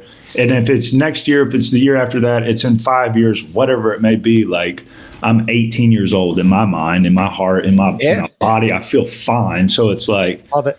Do it until it's done. So you definitely think that it's easier to just go into the every meet, same mind frame, like I'm not here to win, I'm just gonna do my thing. So do you give more respect to someone like a Ryan Krauser who has to go into every meet thinking I have to win? Like, do you think that goes in with the same mindset as you? Just or I'm gonna break the world record? Like, do you think that's harder maybe when there is that crazy expectation that everybody's watching you? I think he is so, and I've actually missed the USA meeting when he talked, man. I just was not even there. Here I am missing another meeting, but it's like, I can't really speak on his behalf, but if I were to imagine, I would assume that man, he started shot like there's some of the pictures where he's just like a skinny, wiry, tall, long thrower, and it's like, I think he's just so dialed in with him and his coach and his process and his programming and how he kind of goes about it is probably, I would say he's one of the best. I would say he's one of the best mentally, physically, probably spiritually, emotionally track athletes probably of all time, to be completely honest. If we're being completely honest, you go to a track meet and you hear, another world record, Ryan Krauser, and it's just like, okay, well, yeah, we figured that. Like, when's he going to throw it out of the whole entire ring is what we're waiting on. At the stadium. Like baseball. Do him and Armando Duplantis kind of have side bets when they get to meets, like who's going to set a world record that meet? Because between Mondo and the freaking pole vault, him in the shot, like you think they sit there and just have side bets? Like, all right, who's gonna set the record this meet? How much fun is it at times to sit there and be in the infield and maybe like, if your event's done or your event's not started yet and there's other amazing things going on, do you just sometimes take it in when you're at some of these incredible meets? Brother, I will tell you a quick short story. We're at the LSU clinic in Louisiana. That's where Mondo went to college. Yep. And we're in the locker room. I don't know him from three people. Truly, like, I don't know who Mondo I did not know who he was. He walks like with the group, Javelin's groups here. He walks through the locker room. I look at him. I'm like, oh man, this student's lost. Like, he doesn't know where he's. He doesn't know where. He doesn't know the door. He's not big. No, dude, I literally thought like, oh, this guy's lost. He came through the wrong door. Truly, like, you're 6'8", so everyone looks small to you, right? Yeah, So then, maybe 2 hours later, he's on the end getting a clap, and then I go look, and I'm like, oh, that's the same guy in the locker room. And then now it's like, and I'm just like, what? Like, he's going over 20 feet. Oh yeah, like in practice, and that's crazy. Oh man, so it's like, but back to your question, man, it's so good to see the top of the top of the top in their zone, and they're just completely comfortable. They're having fun. They've prepped for it. They know what's going to happen. You can almost read their body language if you're really in tune with it. Like, you know, before they even start, if they're going to go over the bar, if he's going to throw a big throw, if they're going to run fast, like, you can kind of pick out in the crowd, like, who's really just dialed in, who's calm, cool, collected, and just gonna go have fun. Like, truly, they're out there having fun. They have no stress, because all the stress was in the off season. We're in so much stress, and I'm wired, and then I'm tired. But then when that sun's out and they call your name, and then you get to kind of showcase what you've been like working for, for me anyways, there's not a lot of pressure going on. Like, if you go foul, you foul. If you go throw a bad throw, you throw a bad throw. If you go throw a PR, great. That's what you were working for. But it's like, these guys don't have this big, like, oh, I'm going to go throw the world record. I'm going to go do this. I'm going to go do that. They're just out there letting their bodies do what it does. Like, they're just out there showing the crowd what they've been working for all their lives. Like, and that's just kind of like, and dude, I know I don't know at the end of the day, by all means. So don't hold on to anything I'm saying, but it's like, that's, again, I'm under 70 track meets, but that's no one knows, right. We're thinking or doing. Yeah. So I have a question. What is it like a day in the life of an Olympic hopeful who's not sponsored? Like, what does your season look like? Like, how do you get yourself ready for U.S. Nationals? Like, is it an effort or hard getting money to go to meets? Is it an effort hard to get flights? So I do, you know what I mean? I work my hands to the bone, bro. Like, I'm out here cutting trees. I'm doing landscaping. I'm doing asphalt. I've been a housemaid. I've worked at Amazon. I've done this. I've poured concrete. Like, you name it, I've had that job. Like, literally, I've been a cashier, I've been a janitor, like I've walked to work, I've walked back home. Like it has been a constant struggle, but it's honestly, I would want it no other way. Like it's going to feel so much better whenever I get to wherever I'm going to go, regardless of how far I throw. So it's just like, it's taught me so much about myself, number one. It's put me on that straight and narrow. I can help kids. So it's like, if anything out of this whole entire podcast, it's like, find your gift, develop your gift, and give your gift away. So then now I'm in that develop my gift, give my gift away a little bit, but I have to kind of find that sweet spot of like not too much giving and then continue to develop. So it's like, don't get into our phase yet. Me and Dave are in full give mode. We have no development left. We're overdeveloped. We are that. I'm developing a nice big belly. Yeah, we're developing on the back end there. We are all. That's about it. That's it. You go, but you know, it's so me and Dave were having this conversation. I'm curious your opinion. We were talking about Michael Johnson's track league coming up, and I was saying that part of our big issue is the Olympics is our pinnacle, right? And that we don't have a league 2.2. We don't have league championships. We have the Diamond League, right? But the Diamond League is all the way over there. We have one meet in the States. So it's kind of for a lot of individuals who are pros, who are elite, who are skilled, that's still out of reach because you have to be at that such level all the time. It's invite only. It's a very difficult way to get in. Absolutely. If we had an American league like Michael Johnson's, and you can eventually sit there and continue to go to this league, would you take something that's consistent like that and value that more? If you're sitting there and now you're a 10-year veteran, I've won this league 4 times, like, you know what I mean? I'm constantly competitive, and yeah, I'm an Olympian. I've won the Olympic a few times, and that gold medal will always mean a ton, don't get me wrong.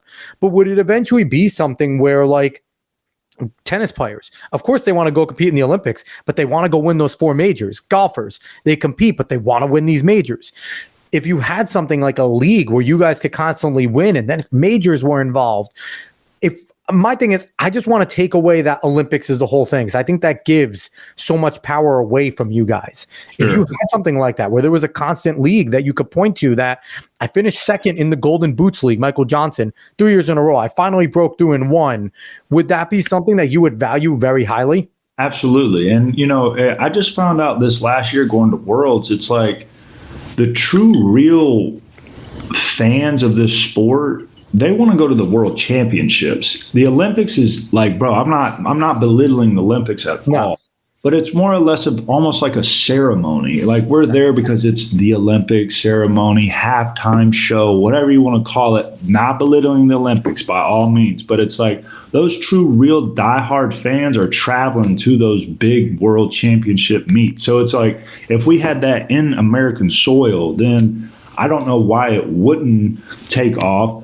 Number one, but it's like, it's the money incentive. It's you know, how much money is the javelin thrower going to make for first place? Yeah, you go to the Diamond League meets in Switzerland and Europe and this and that, and then, you know, they're upwards $10,000, $15,000, $20,000. They're also big on the jab in the European countries. Like that is like, you know, America's playing catch up big time there. Exactly. I mean, dude, we just had high school javelin passed in high school in South Carolina, I think maybe 4 years ago. We don't know what the javelin is. And then we have coaches trying to coach the kids who have never even thrown the thing. So it's like, you know, don't you have all those quarterback coaches teaching those kids to throw it.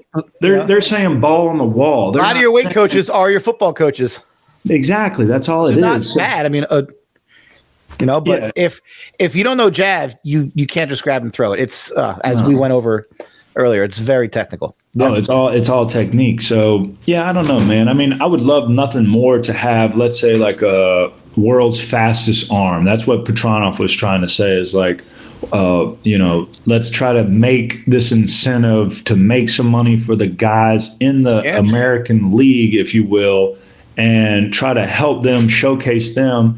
But it's like the 80s and the 90s are done with. Track and field has went from the top 5 sports in America down to like we're in chess and checkers. You know what I mean? We can get it back though. God willing, let's get it back, boys. And I think how we do it is I don't know, man. Somebody has to throw far. Like somebody has to make it interesting and fun again, So it's like, and it needs to be on a place where you don't have to pay for it. It can't be on Flow Track or Peacock. It's got to be for the public to consume just by flicking through a channel. Oh, there's track, and you need to get more of the Javs shown in the United States. Oh, we don't have any. We have other countries. You barely ever see Jav unless you're on like Peacock and you're watching like the early feed where there's nothing on the actual track yet. Then they'll show it, but they don't showcase it.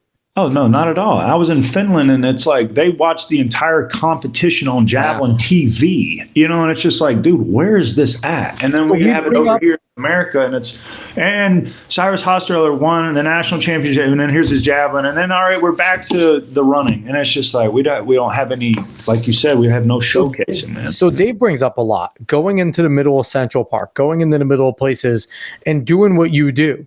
I think it'd be awesome if you can get the rubber tip. Obviously, you'd have to throw the rubber tip because you don't want to stab anybody. But even just launching a rubber tip the way you guys are available to and letting people try it, I think that could be so much fun. If like you set up shop, you clear out a space, and here, come try and throw the Jav, and and just let people just see. And it's like after so few minutes, you jump in and you're like, here, watch how it's done.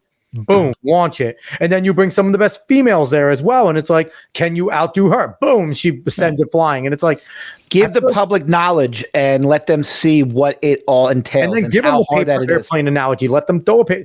See how far you guys could do it. Like, make it a fun little thing. Use your arm, use your legs, And then you go do the shock and awe and throw it 275 feet for them. And so this is what y'all were working for. And what we would do is we would line up 25, 30 people, 50 people, 100 people, and we would just have a long toss competition with a baseball or a softball. Yep. And we say, oh, top 10 right here, come this way. Let's just kind of dial you. All right, go to grassroots development. Now let's go over here with these guys. And all right, let's put a javelin in your hand, or let's show you a little bit more technique. Let's now get down to the granular nitty gritty of what makes it fly. How do you make it fly? Yeah. And then, dude, I mean, it's like I tell a lot of these athletes, it's like, don't just graduate high school to graduate. What are you going to graduate to? You have such an opportunity here. If you go throw this thing 175, 185 feet, if you go fly at 190, 200 feet, then you're going to walk on anywhere you want with a scholarship. And there's some money and incentive for you. So it's like, you just got to go broadcast to it like we're doing here.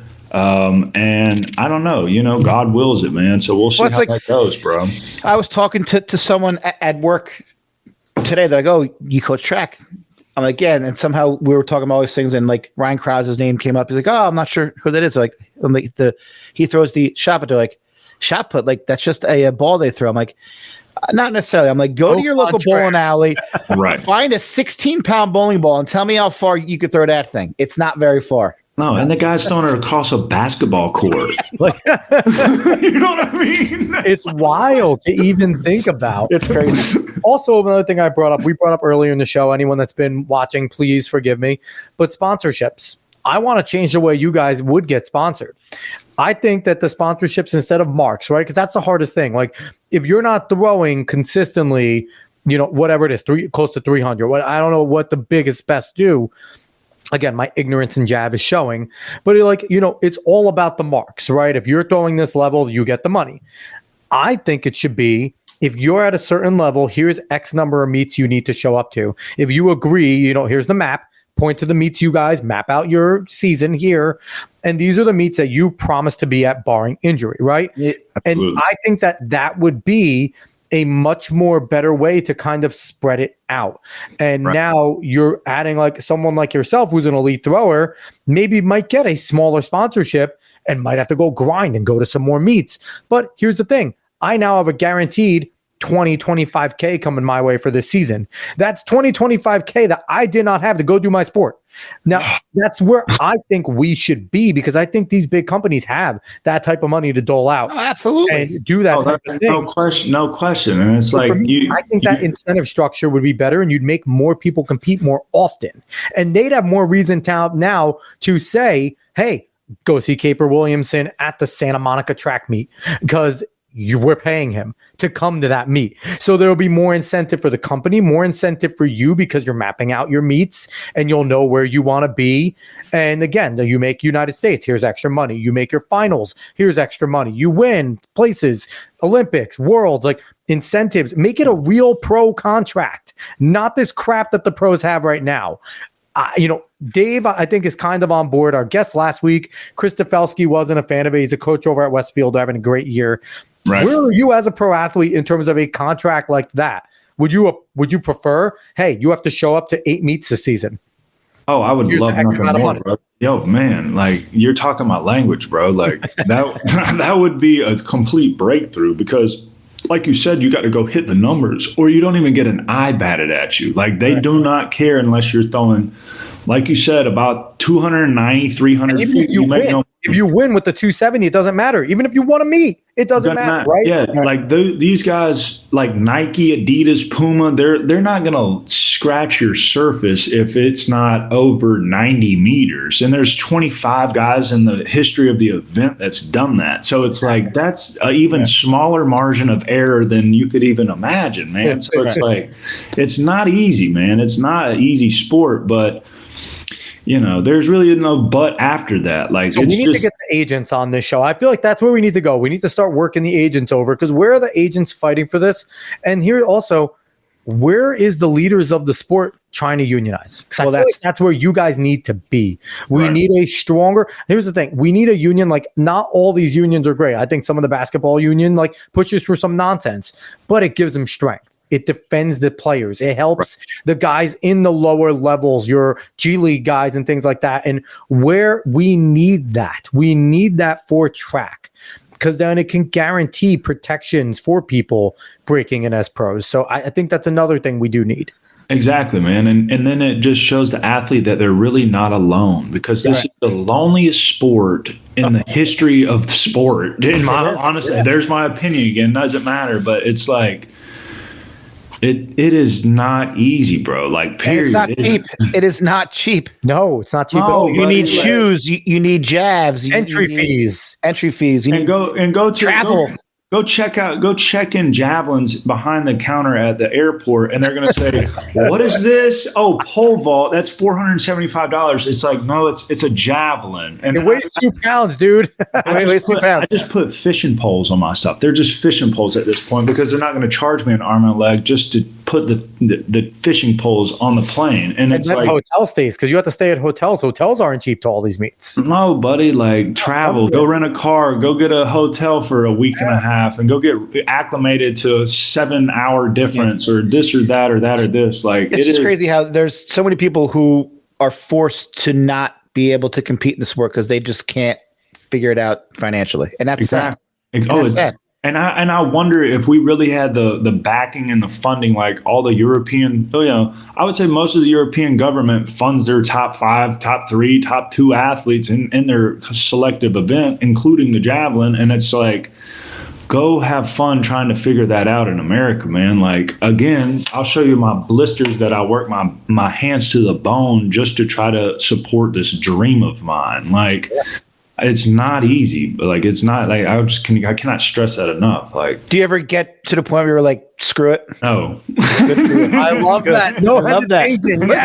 Listen, because I'm sure there are people who are like, I can't, I have to move on and find, but I love that you're like, no, like I'm going to do this until I can, because if you gave up now and then you're 45 and you're like, I didn't do it, you would hate yourself. Bro, I've lost girlfriends. I've lost opportunities with jobs. This guy just offered me a 6-figure job to literally tonight. And I'm like, oh, I can't work a 9 to 5, man. I really appreciate that. Like, that sounds so good. You have no clue. You shouldn't have to. That's the point. Like, right. I'm turning down a lot of like financial freedom, man. Like, yeah. And because you have a passion.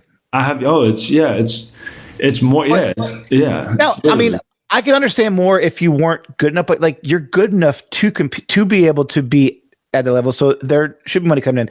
If you were a guy throwing, 50 meters, like, all right, Right. I get it, but and anyone you're not. That might be interested, understand that Capers has starting to scratch the surface. 70 meets is not a lot of meets. His body is maybe beat up from football, but not from throwing. That's a 2-year high school career for any distance runner. Guys, my old coach, Tom Petronov, he threw 99, 78. Now I forget his last numbers, whatever. He threw really far with the old rules javelin. He threw 89. He's on the second all-time list for America for the new rules, 89 something in South Africa. He told me he went to 568 track meets. That's insane. He has 500 more track meets than I do. Like, right. I'm not comparing myself, but it just gives you an idea of like, but back in the day, Nike was sponsoring him. He was on the side of buildings. He was on T-shirts. He was on this. He was on that. He was making $10,000 for first place. He'd be walking around with $70,000-$80,000 in his pocket from going through a tour in Europe that got paid for, and he was the man. You know what I'm saying? So it's he probably didn't have to pay for his flights. He probably didn't have to pay for his hotel. He was sitting in first class, and it's just like 6'8". I got my knees in my teeth, and it's like, you know what I mean? So bottom line, anybody watching right now, understand that if you give to the Give, Send, Go, if you do that, you are giving to, and same thing we heard with Justin, people with very untapped potential as well. So giving them the ability to continue to train is more than, it will go a long way, because you will see Capers on TV on the Olympics. You will see him throwing for the half a second they allow him to be on TV, but he'll be there. And but you will. The thing is, you'll be doing the right thing, especially if you're watching this. If you're watching this, you're a track fan. It doesn't matter what you can give. Once again, I'll throw the link up there. I sound like Sarah McLachlan, but give a little bit here. Give a little. It doesn't matter what you can give. It all helps, because, man, this is what you're watching the show for. This is what Dave and I are doing it for. We want to get people like Capers the opportunity. We want to get him the notoriety. We want to get this young man paid. And even if it's not Capers, the next generation, Capers is fighting, kicking, and scratching to get Javelin out there so that the next generation can get paid. I want to get Capers money first, though. Before the next generation. Well, here's the thing. We're going to make it comfortable enough that Capers can coach and become a millionaire as a coach. That'll be the next life. Let's it might not happen. We're not that big yet, okay? We're trying, but that's our goal. So definitely do what you can. So last thing that I want to ask you, and I think that this is going to be a hell of an answer, Dave, it's our weekly question to all of our guests. If you could, he kind of answered it some, but we'll find out if he has a better answer, but I think he will. If you could change something about this sport that would help you guys get paid, that would bring in more casuals. Because the casual fans are what gets us paid. The diehards are here. We're all here. We we're a small number. We're here. We're the ones that pay for Peacock, for Flow Track, for Runner Space, and things like that. Yeah, it's like $45 every month. But to bring in the casuals, what would be your idea if you had a magic wand and bing, it happens?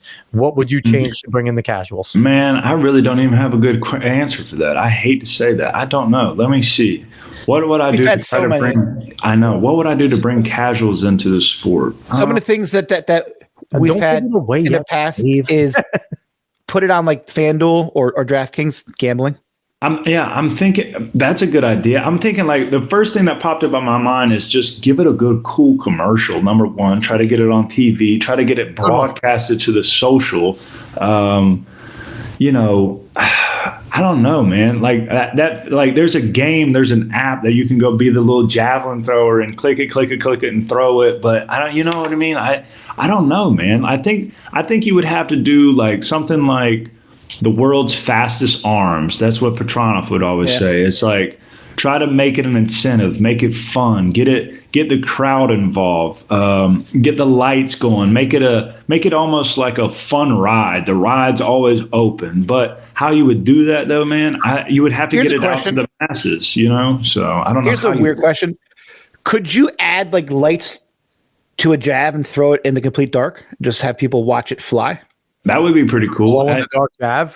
Glow in the dark. That would be pretty cool. I mean, that's pretty cool. That's interesting. Something neat like that would be. It'd have to kind of weigh out, but at the same time, or like a skills competition, like targets or distance, That's what I was. If you did that on like an NFL stadium, you'd have enough room that you guys, if you messed up, you wouldn't kill anybody. People would be in the stands. Like, there it is. You could just do it right there. That's the glow in the dark thing that Dave just said. That would be great. Exactly. Or you go to like a huge Super Bowl, or you go to a big in like big championship game and go at halftime and say, all right, check the, and then you go fly a javelin across the field and try to make it cool. Like, whoa, what is that? I've never even seen that before. How about this? Go to a football game and have a bunch of jav throwers have a field goal competition, but they have to throw the jav through the uprights. Or just make, like you said, like a bunch of targets. Put a target at 30 meters, a target at 50 meters, a target like the quarterbacks do, exactly. Or have moving targets. Right, exactly. And just try to make it like a game, make it fun. We can figure it out. Fun. Why can't they?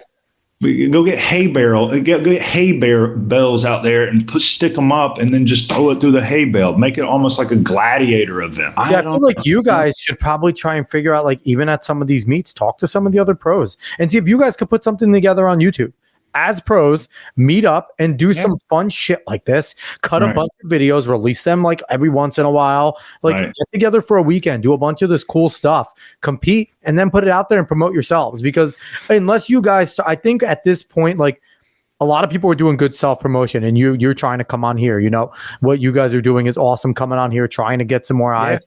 But I feel like this is the era of self-promotion, and there's no better time than now to do it. And I feel like, especially the throwers who you guys are kind of shoved in a corner, and it's like, all right, come in the field, throw, back in your corner now. Like, you know what I mean? Like, I feel like you guys getting together and doing something cool like that. Exactly what Dave said. Throw some glow in the dark ones for fun. I just read that that'll be great. That Nick Simmons makes more now on YouTube than he ever did as a pro runner. And he was a 142 guy in 800 meters. But he's making more now on, just creating. I mean, he does some fun stuff. Right. It's cool. But like, Alex mentioned when he was with, we were talking to Jordan Geist, he's like, why don't you just go up on TikTok and just grab things out of people's hands and just throw it. Just shot put them as far as you can. That's pretty cool. And just like sit there and if Jordan Geist grabs something out of your hands and throws it, you're just what are you gonna say? You're not gonna do anything to Jordan. Like, what are you gonna do to him? I was down at the Pan Am Games with him, and he's just like a silent assassin. You know what I'm saying? He gets in the zone. Oh, dude, I would walk down a dark alley at night with Jordan. Like, truly. He's a big dude. You two would be imposing. You're strong. Yeah. He's massive. Like, that would be scary.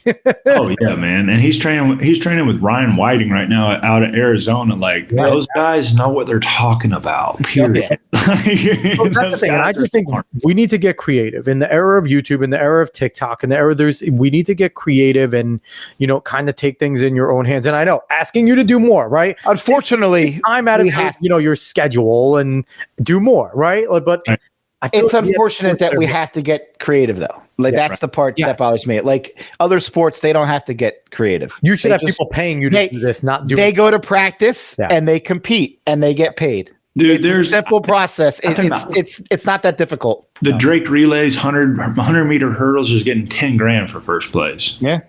We get 1,000. Yeah, that's cool. I appreciate your 1,000, but 10 would be nice. We get that at the national championship on the Olympic year. Even half of that, like, give us 5. Like, give us something respectable. Like, even 10,000 is not respectable for pros. So, like, it's an incentive.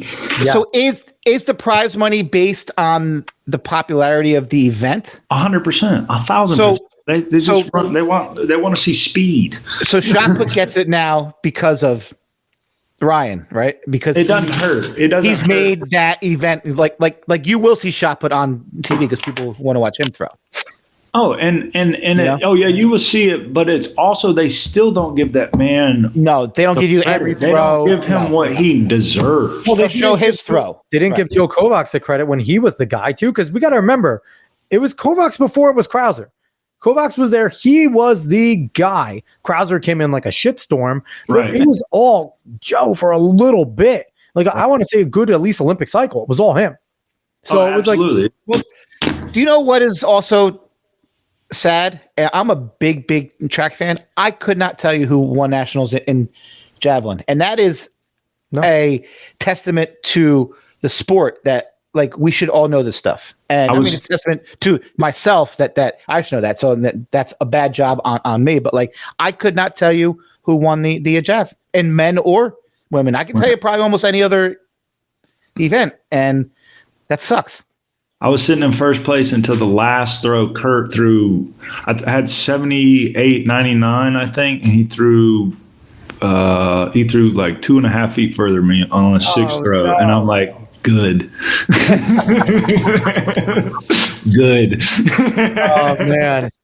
But Capers, we appreciate you coming on, man. Thank you so much. I have to say, I love your humility. Yes. Right. But also your confidence. Yeah. Thank you. Because those are hard to decipher at times. Right. But you have a clear distinction of confidence, but humility. Right. And a drive that is amazing. Like, there was no hesitation when I said, hey, have you ever regretted that starting earlier, or have you ever thought about not doing it? Nope.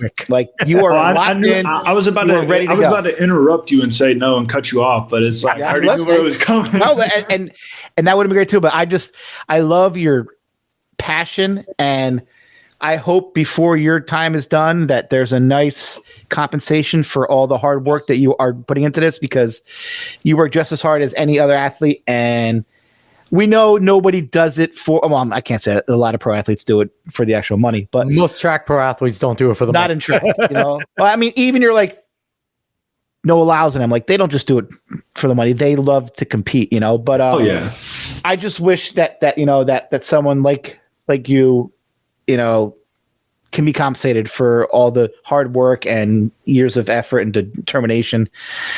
Best of luck this year with the Olympics. And I will be watching the javelin now. We have a reason. We have more of a reason now. We're invested. Not that I didn't like it. I couldn't find it. So I kind of forgot about it because it was never on. Thank you, boys. I appreciate it. Now y'all in the circle, man. You know what I'm saying? We're for you. Y'all tied in, man. I'm here. So I'm rooting hard. Yep. So once again, we're talking in ovals. He is Capers Williamson, a pro javelin thrower and Olympic hopeful. Again, I'm going to shout it out. Go support the Give, Send, Go Olympic Dreams. www.givesendgo.com/GBKDF. Go there and support. If you like what you heard today, give a like, share, follow, subscribe, rate 5 stars. Spread this word of mouth. YouTube, smash that like button. On X, go give us a follow at Talking in Ovals. And everywhere don't else. mind that you have to hear me and Alex talk for the first 45 minutes. It's not that bad. It wasn't that bad. It got way better once Capers came on. Yes. That's for darn sure. And I was happy to, get the full episode in with Capers as well. Absolutely. So again, if you listen this far, thank you so much. If you heard me and Dave earlier, we're sorry. But overall, it wasn't that bad. It was okay. It was all right. You were good. I was just here. But anyway, everybody, thank you so much for listening. We will be back next week. As always, everybody, so long.